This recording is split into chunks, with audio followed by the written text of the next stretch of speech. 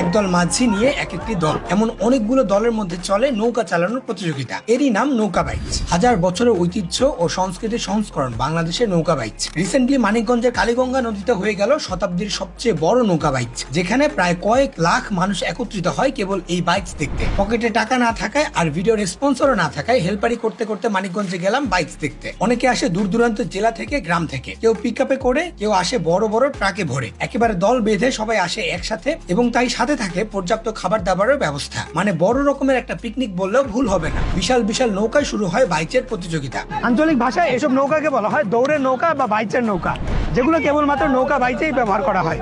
সরু ও লম্বাটে হয়, নদীর পানি কেটে দ্রুত চলতে সক্ষম এগুলো। আর এই নৌকা বাইচের সবচেয়ে ইন্টারেস্টিং ফ্যাক্টর হলো নৌকাগুলোর সুন্দর সুন্দর নাম, যেমন উড়িয়াবাদ, ঝড়ের পাখি, চাচা ভাতিজা, তুফান, রকেট, সোনার তরী ইত্যাদি। এরকম এক একটি নৌকায় মাঝি থাকে 50 থেকে 60 জন পর্যন্ত, তবে কিছু কিছু ক্ষেত্রে মাঝি হয়ে যায় 70 থেকে 80 জন পর্যন্ত, যার প্রতিরূপীও কাঁধে করে নিয়ে যাওয়া হয় বাইচের আগে। নৌকায় ওঠার আবার অনেক আনুষ্ঠানিকতা রয়েছে। সকলে পবিত্র হয়ে এক রঙের গেঞ্জি গায়ে প্রস্তুত হয় নৌকায়। সাথে নৌকার মঙ্গলের জন্য এর মাথায় বাঁধা হয় বিশেষ ধরনের লাল কাপড়। নৌকার মধ্যে লাঠি বা বাদ্যযন্ত্র নিয়ে থাকেন গোয়েন্দা। তারা জোরে জোরে তাদের লাঠি নৌকায় আঘাত করতে থাকেন এবং উৎসাহ দিতে থাকেন যেন সকল মাঝি মাল্লারা তালে তালে ছুটে চলে। আর নৌকা বাইচের সময় মাঝি মাল্লারা যে গান করেন সেটাই মূলত সারি গান। অন্য সব নৌকাকে পেছনে ফেলে আগাতে থাকে নৌকা। এর মধ্যেও নৌকায় নৌকায় সংঘর্ষ তো খুব কমন একটা ব্যাপার। যদিও এই প্রশিক্ষণ তাদের শুরু হয় ছোটবেলা থেকেই। কেউ বাইচ থেকে গাছের উপরে উঠে, কেউ মাচার উপর, কেউ ব্রিজের উপর, কেউ পানিতে চেয়ার বিছিয়ে, কেউ বা আবার হেলমেট পরে। আর সাথে বক্স ভাড়া নিয়ে নৌকায় নৌকায় ডিজে বাহারুর ফ্যান ক্লাব তো আছেই।